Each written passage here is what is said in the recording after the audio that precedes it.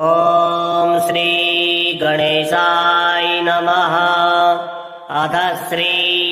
प्रदोष स्तोत्राष्टकम्। सत्यं ब्रवीमि परलोकहितं ब्रवीमि, सारं ब्रवीमि परिषद्धृतं ब्रवीमि। संसारमुल्बणमसारमवाप्यजन्तोः सारोऽयमीश्वरपदाम्बुरुहस्य सेवा। येनार्चयन्ति गिरिशं समये प्रदोषे, येनार्चितां शिवमपि प्रणमन्ति चान्ये। एतत्कथां श्रुतिपुटैर्न पिबन्ति मूढास्ते जन्म जन्मसु भवन्ति नरा दरिद्रा। ये वै प्रदोषसमये परमेश्वरस्य कुर्वन्ति नन्यमनसं घ्रिसरोजपूजाम्। नित्यां प्रविद्धि धनधान्यकलत्रपुत्रा, सौभाग्यसम्पदधिकास्त इहैव लोके। कैलासशैलभुवने त्रिजगज्जनित्रीं, गौरीं निवेश्य कनकात्कितिरत्नपीठे। नित्यं विधातुमभिवाञ्छति शूलपाणौ, देवा प्रदोषसमये नु भजन्ति सर्वे। वाग्देवी धृतवल्लकी शतमखो, वेणुदधत् पद्मजस्तालो निद्रकरो रमा भगवती, गेयप्रयोगान्विता। विष्णुः सान्द्रमृदङ्गवादनपटुर्देवा समन्तास्थिता। सेवन्ती तमनप्रदोषसमये दिवं मृडानीपतिम्। गन्धर्वयक्षपतगोरग्गसिद्धसाध्या, विद्याधरामवराप्सरसां गणाश्च। येऽन्ये त्रिलोकनिलयाशः भूतवर्गा, प्राप्ते प्रदोषसमये हरपार्श्वसंस्था। अतः प्रदोषे शिव एक एव, पूज्योत्थनान्ये हरिपद्मजाद्या। तस्मिन् महेशे विधिनिज्यमाने, सर्वे प्रसीदन्ति सुराधिनाथा। एष ते तनयः पूर्वा जन्मनि ब्राह्मणोत्तमः। प्रतिग्रहेरवयो निन्ये न दानाद्यैषु कर्मभिः। अतो दारिद्र्यमापन्नः पुत्रस्ते द्विजभामिनी। तद्दोषपरिहार्थं शरणां यातु शङ्करम्। सत्यं ब्रवीमि परलोकहितं ब्रवीमि, सारं ब्रवीमि परिषद्धृतं ब्रवीमि। संसारमुल्बणमसारमवाप्यजन्तोः सारोऽयमीश्वरपदाम्बुरुहस्य सेवा। येनार्चयन्ति गिरिशं समये प्रदोषे, येनार्चितां शिवमपि प्रणमन्ति चान्ये। एतत्कथां श्रुतिपुटैर्न पिबन्ति मूढास्ते जन्म जन्मसु भवन्ति नरा दरिद्रा। ये वै प्रदोषसमये परमेश्वरस्य कुर्वन्ति नन्यमनसं घ्रिसरोजपूजाम्। नित्यां प्रविद्धि धनधान्यकलत्रपुत्रा, सौभाग्यसम्पदधिकास्त इहैव लोके। कैलासशैलभुवने त्रिजगज्जनित्रीं, गौरीं निवेश्य कनकात्कितिरत्नपीठे। नित्यं विधातुमभिवाञ्छति शूलपाणौ, देवा प्रदोषसमये नु भजन्ति सर्वे। वाग्देवी धृतवल्लकी शतमखो, वेणुदधत् पद्मजस्तालो निद्रकरो रमा भगवती, गेयप्रयोगान्विता। विष्णुः सान्द्रमृदङ्गवादनपटुर्देवा समन्तास्थिता। सेवन्ती तमनप्रदोषसमये दिवं मृडानीपतिम्। गन्धर्वयक्षपतगोरग्गसिद्धसाध्या, विद्याधरामवराप्सरसां गणाश्च। येऽन्ये त्रिलोकनिलयाशः भूतवर्गा, प्राप्ते प्रदोषसमये हरपार्श्वसंस्था। अतः प्रदोषे शिव एक एव पूज्योत्थनान्ये हरिपद्मजाद्या तस्मिन् महेशे विधिनिज्यमाने सर्वे प्रसीदन्ति सुराधिनाथा एष ते तनयः पूर्वा जन्मनि ब्राह्मणोत्तमः प्रतिग्रहेरवयो निन्ये न दानाद्यैषु कर्मभिः अतो दारिद्र्यमापन्नः पुत्रस्ते द्विजभामिनी तद्दोषपरिहार्थं शरणां यातु शङ्करम् सत्यं ब्रवीमि परलोकहितं ब्रवीमि सारं ब्रवीम्यपनिषद्धृतं ब्रवीमि संसारमुल्बणमसारमवाप्यजन्तोः सारोऽयमीश्वरपदाम्बुरुहस्य सेवा येनार्चयन्ति गिरिशं समये प्रदोषे येनार्चितं शिवमपि प्रणमन्ति चान्ये एतत् कथां श्रुतिपुटैर्न पिबन्ति मूढास्ते जन्म जन्मसु भवन्ति नरा दरिद्रा ये वै प्रदोषसमये परमेश्वरस्य कुर्वन्ति नन्यमनसोऽघ्रिसरोजपूजां नित्यं प्रविद्धि धनधान्यकलत्रपुत्रा सौभाग्यसम्पदधिकास्त इहैव लोके कैलासशैलभुवने त्रिजगज्जनित्रीं गौरीं निवेश्य कनकाच्चिरत्नपीठे नित्यं विधातुमभिवाञ्छति शूलपाणौ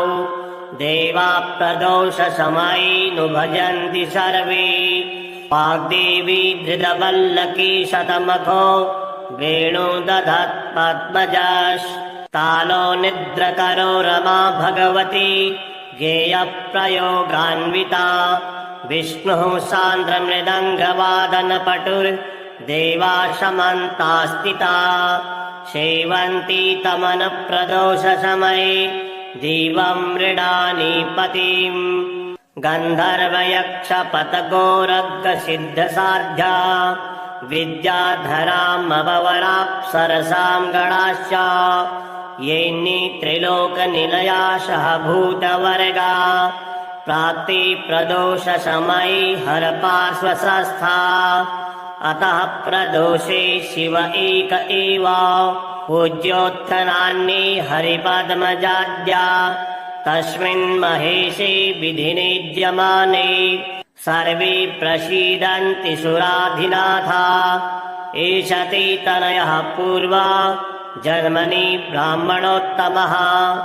प्रतिग्रहेरवयो निन्ये न दानाद्यैषु कर्मभिः अतो दारिद्र्यमापन्नः पुत्रस्ते द्विजभामिनी तद्दोषपरिहार्थं शरणां यातु शङ्करम्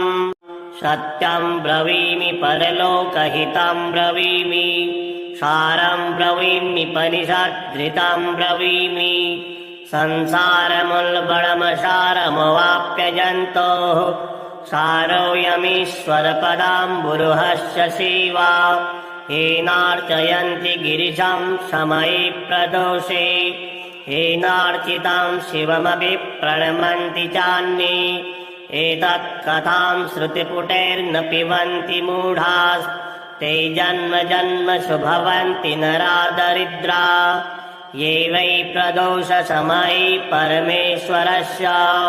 कुर्वन्ति नन्यमनसोऽघ्रिसरोजपूजां नित्यं प्रविद्धि धनधान्यकलत्रपुत्रा सौभाग्यसम्पदधिकास्त इहैव लोके कैलासशैलभुवने त्रिजगज्जनित्रीं गौरीं निवेश्य कनकाच्चिरत्नपीठे नित्यं विधातुमभिवाञ्छति शूलपाणौ देवा प्रदोषसमये नु भजन्ति सर्वे वाग्देवी धृतवल्लकी शतमखो वेणु दधत् पद्मजस्तालो निद्रकरो रमा भगवती गेयप्रयोगान्विता विष्णुः सान्द्रमृदङ्गवादनपटुर्देवा समन्तास्थिता सेवन्ती तमनप्रदोषसमये दिवं मृडानीपतिम् गन्धर्वयक्षपतगोरग्गसिद्धसाध्या विद्याधरामवराप्सरसां गणाश्च येऽन्ये त्रिलोकनिलयाशः भूतवर्गा प्राप्ति प्रदोषसमये हरपार्श्वसंस्था अतः प्रदोषे शिव एक एव पूज्योत्थनान्ये हरिपद्मजाद्या तस्मिन् महेशे विधिनिज्यमाने सर्वे प्रसीदन्ति सुराधिनाथा एष ते तनयः पूर्वा जन्मनि ब्राह्मणोत्तमः प्रतिग्रहेरवयो निन्ये न दानाद्यैषु कर्मभिः अतो दारिद्र्यमापन्नः पुत्रस्ते द्विजभामिनी तद्दोषपरिहार्थं शरणां यातु शङ्करम् सत्यं ब्रवीमि परलोकहितं ब्रवीमि सारं ब्रवीमि परिषद्धृतं ब्रवीमि संसारमुल्बणमसारमवाप्यजन्तोः सारोऽयमीश्वरपदाम्बुरुहस्य सेवा येनार्चयन्ति गिरिशं समये प्रदोषे येनार्चितं शिवमपि प्रणमन्ति चान्ये एतत्कथां श्रुतिपुटैर्न पिबन्ति मूढास्ते जन्म जन्मसु भवन्ति नरा दरिद्रा ये वै प्रदोषसमये परमेश्वरस्य कुर्वन्ति नन्यमनसं द्विसरोजपूजां नित्यं प्रविद्धि धनधान्यकलत्रपुत्रा सौभाग्यसम्पदधिकास्त इहैव लोके कैलासशैलभुवने त्रिजगज्जनित्रीं गौरीं निवेश्य कनकाच्चिरत्नपीठे नित्यं विधातुमभिवाञ्छति शूलपाणौ देवा प्रदोषसमये नु भजन्ति सर्वे वाग्देवी धृतवल्लकी शतमखो वेणुदधत् पद्मजस्तालो निद्रकरो रमा भगवती गेयप्रयोगान्विता विष्णुः सान्द्रमृदङ्गवादनपटुर्देवा समन्तास्थिता सेवन्ती तमनप्रदोषसमये दिवं मृडानीपतिम् गन्धर्वयक्षपतगोरग्गसिद्धसाध्या विद्याधरामवराप्सरसां गणाश्च येऽन्ये त्रिलोकनिलयाशः भूतवर्गा प्राप्ति प्रदोषसमये हरपार्श्वसंस्था अतः प्रदोषे शिव एक एव पूज्योत्थनान्ये हरिपद्मजाद्या तस्मिन् महेशे विधिनिज्यमाने सर्वे प्रसीदन्ति सुराधिनाथा एष ते तनयः पूर्वा जन्मनि ब्राह्मणोत्तमः प्रतिग्रहेरवयो निन्ये न दानाद्यैषु कर्मभिः अतो दारिद्र्यमापन्नः पुत्रस्ते द्विजभामिनी तद्दोषपरिहार्थं शरणां यातु शङ्करम् सत्यं ब्रवीमि परलोकहितं ब्रवीमि सारं ब्रवीमि परिषद्धृतं ब्रवीमि संसारमुल्बणमसारमवाप्यजन्तोः सारोऽयमीश्वरपदाम्बुरुहस्य सेवा येनार्चयन्ति गिरिशं समये प्रदोषे येनार्चितं शिवमपि प्रणमन्ति चान्ये एतत्कथां श्रुतिपुटैर्न पिबन्ति मूढास्ते जन्म जन्मसु भवन्ति नरा दरिद्रा ये वै प्रदोषसमये परमेश्वरस्य कुर्वन्ति नन्यमनसं द्विसरोजपूजां नित्यं प्रविद्धि धनधान्यकलत्रपुत्रा सौभाग्यसम्पदधिकास्त इहैव लोके कैलासशैलभुवने त्रिजगज्जनित्रीं गौरीं निवेश्य कनकाच्चिरत्नपीठे नित्यं विधातुमभिवाञ्छति शूलपाणौ देवा प्रदोषसमये नु भजन्ति सर्वे वाग्देवी धृतवल्लकी शतमखो वेणुदधत् पद्मजस्तालो निद्रकरो रमा भगवती गेयप्रयोगान्विता विष्णुः सान्द्रमृदङ्गवादनपटुर्देवा समन्तास्थिता सेवन्ती तमनप्रदोषसमये दिवं मृडानीपतिम् गन्धर्वयक्षपतगोरग्गसिद्धसाध्या विद्याधरामवराप्सरसां गणाश्च येऽन्ये त्रिलोकनिलयाशः भूतवर्गा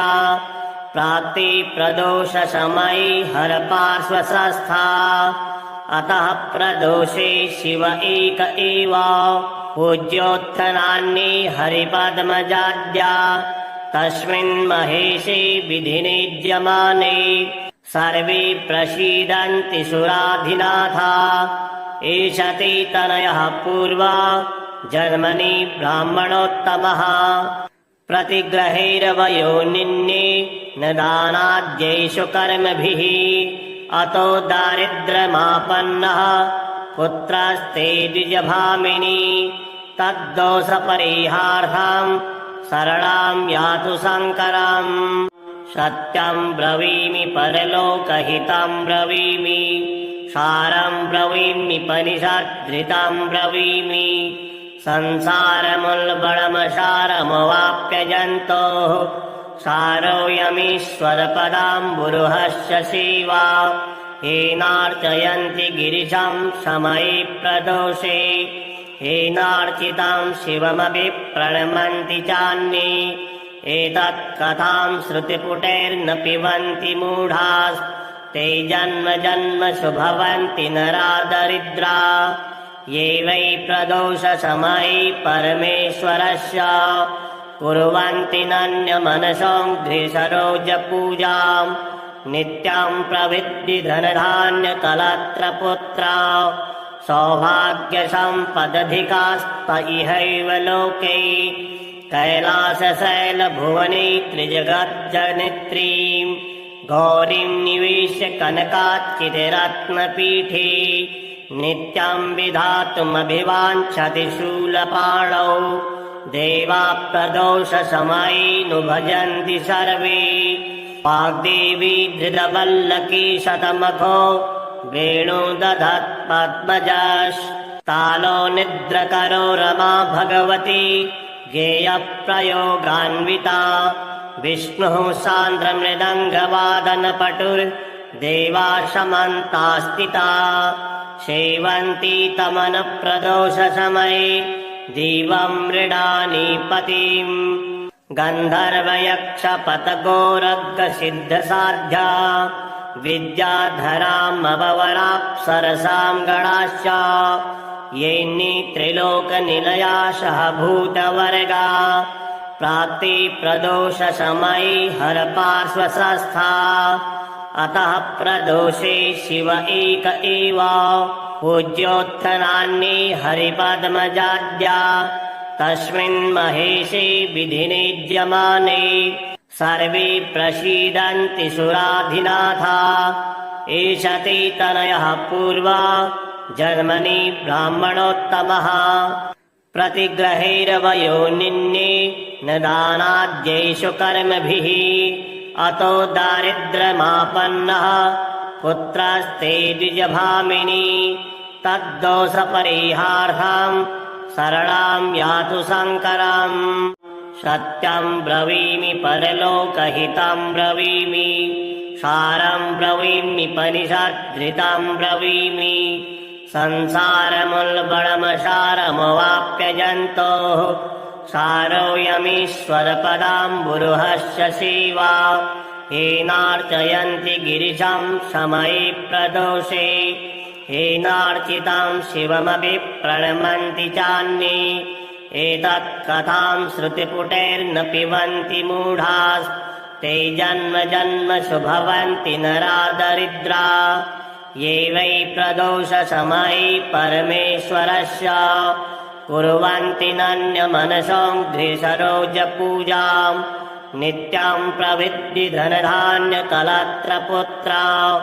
सौभाग्यसम्पदधिकास्त इहैव लोके कैलासशैलभुवने त्रिजगज्जनित्रीम् गौरीं निवेश्य कनकाच्चिरत्नपीठे नित्यं विधातुमभिवाञ्छति शूलपाणौ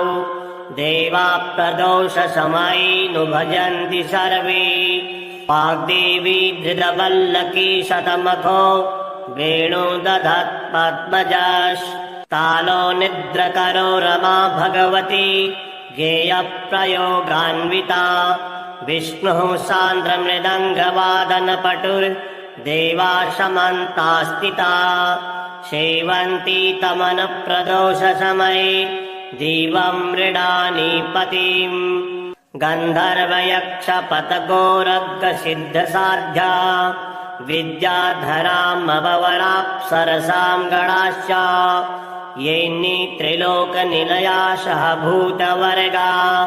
प्राप्ति प्रदोषसमये हरपार्श्वसंस्था अतः प्रदोषे शिव एक एव पूज्योत्थनान्ये हरिपद्मजाद्या तस्मिन् महेशे विधिनिज्यमाने सर्वे प्रसीदन्ति सुराधिनाथा एष ते तनयः पूर्वा जन्मनि ब्राह्मणोत्तमः प्रतिग्रहेरवयो निन्ये न दानाद्यैषु कर्मभिः अतो दारिद्र्यमापन्नः पुत्रस्ते द्विजभामिनी तद्दोषपरिहार्थं शरणां यातु शङ्करम् सत्यं ब्रवीमि परलोकहितं ब्रवीमि सारं ब्रवीमि पनिषद्धृतं ब्रवीमि संसारमुल्बणमसारमवाप्यजन्तोः सारोऽयमीश्वरपदाम्बुरुहस्य सेवा येनार्चयन्ति गिरिशं समये प्रदोषे येनार्चितां शिवमपि प्रणमन्ति चान्ये एतत्कथां श्रुतिपुटैर्न पिबन्ति मूढास्ते जन्म जन्मसु भवन्ति नरा दरिद्रा ये वै प्रदोषसमये परमेश्वरस्य कुर्वन्ति नन्यमनसोऽघ्रिसरोजपूजाम् नित्यं प्रवृद्धि धनधान्यकलत्रपुत्रा सौभाग्यसम्पदधिकास्त इहैव लोके कैलासशैलभुवने त्रिजगज्जनित्रीं गौरीं निवेश्य कनकाच्चिरत्नपीठे नित्यं विधातुमभिवाञ्छति शूलपाणौ देवा प्रदोषसमये भजन्ति सर्वे वाग्देवी धृतवल्लकी शतमखो वेणुदधत् पद्मजस्तालो निद्रकरो रमा भगवती गेयप्रयोगान्विता विष्णुः सान्द्रमृदङ्गवादनपटुर्देवा समन्तास्थिता सेवन्ती तमनप्रदोषसमये दिवं मृडानीपतिम् गन्धर्वयक्षपतगोरग्गसिद्धसाध्या विद्याधरामवराप्सरसां गणाश्च येन्नि त्रिलोकनिलयाशः भूतवर्गा प्राप्ति प्रदोषसमये हरपार्श्वसंस्था अतः प्रदोषे शिव एक एव पूज्योत्थनान्ये हरिपद्मजाद्या तस्मिन् महेशे विधिनिज्यमाने सर्वे प्रसीदन्ति सुराधिनाथा एष ते तनयः पूर्वा जन्मनि ब्राह्मणोत्तमः प्रतिग्रहेरवयो निन्ये न दानाद्यैषु कर्मभिः अतो दारिद्र्यमापन्नः पुत्रस्ते द्विजभामिनी तद्दोषपरिहार्थं शरणां यातु शङ्करम् सत्यं ब्रवीमि परलोकहितं ब्रवीमि सारं ब्रवीमि पनिषद्धृतं ब्रवीमि संसारमुल्बणमसारमवाप्यजन्तोः सारोऽयमीश्वरपदाम्बुरुहस्य सेवा येनार्चयन्ति गिरिशं समये प्रदोषे येनार्चितां शिवमपि प्रणमन्ति चान्ये एतत् कथां श्रुतिपुटैर्न पिबन्ति मूढास्ते जन्म जन्मषु भवन्ति नरा दरिद्रा ये वै प्रदोषसमये परमेश्वरस्य कुर्वन्ति नन्यमनसोऽङ्घ्रिसरोजपूजाम् नित्यं प्रविद्धि धनधान्यकलत्रपुत्रा सौभाग्यसम्पदधिकास्त इहैव लोके कैलासशैलभुवने त्रिजगज्जनित्रीं गौरीं निवेश्य कनकाच्चिरत्नपीठे नित्यं विधातुमभिवाञ्छति शूलपाणौ देवा प्रदोषसमये नु भजन्ति सर्वे वाग्देवी धृतवल्लकी शतमखो वेणु दधत् पद्मजस्तालो निद्रकरो रमा भगवती गेयप्रयोगान्विता विष्णुः सान्द्रमृदङ्गवादनपटुर्देवा समन्तास्थिता सेवन्ती तमनप्रदोषसमये दिवं मृडानीपतिम् गन्धर्वयक्षपतगोरग्गसिद्धसाध्या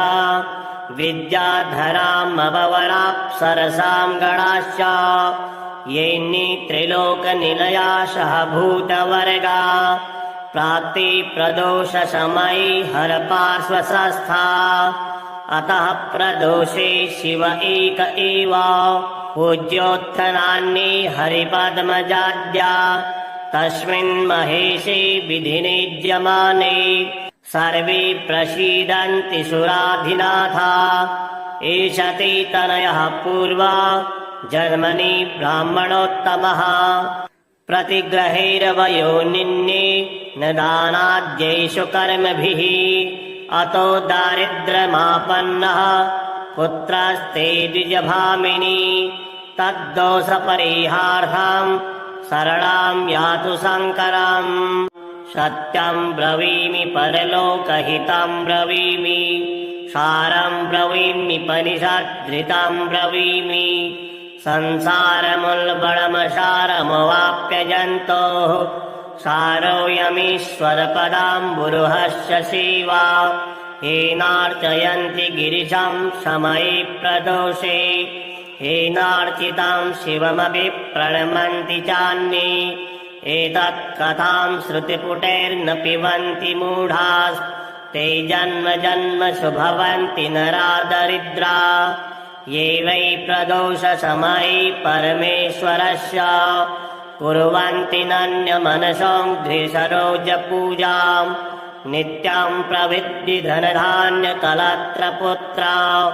सौभाग्यसम्पदधिकास्त इहैव लोके कैलासशैलभुवने त्रिजगज्जनित्रीं गौरीं निवेश्य कनकाच्चिरत्नपीठे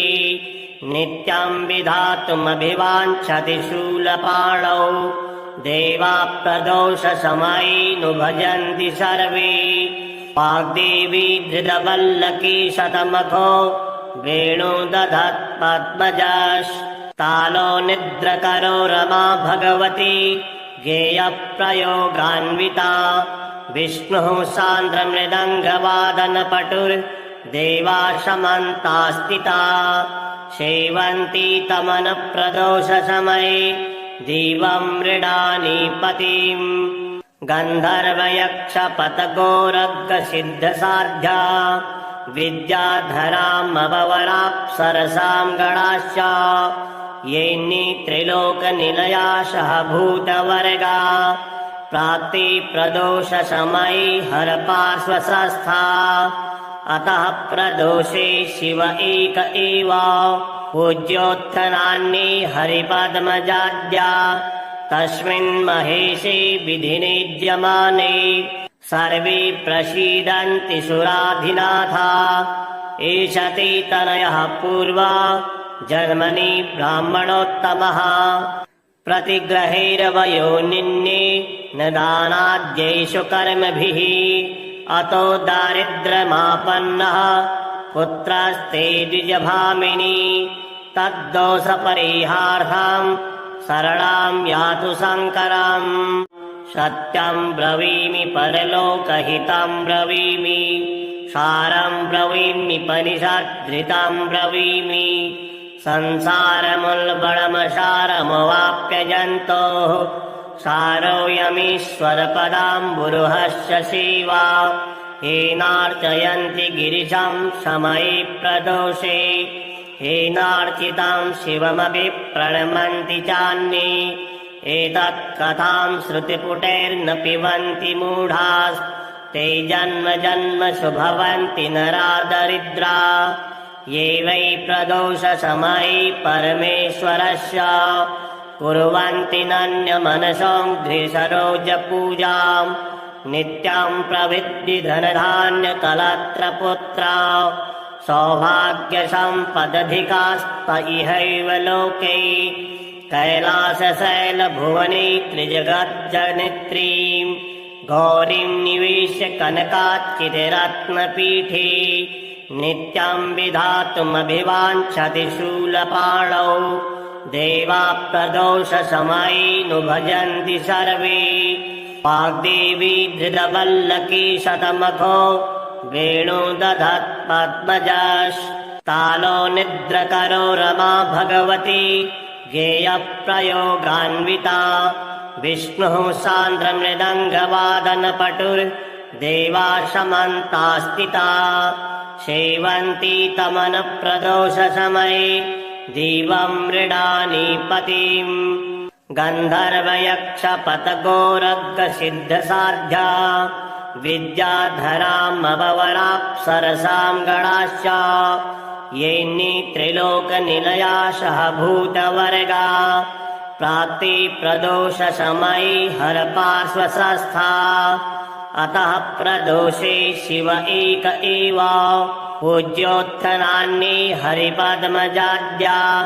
तस्मिन् महेशे विधिनिज्यमाने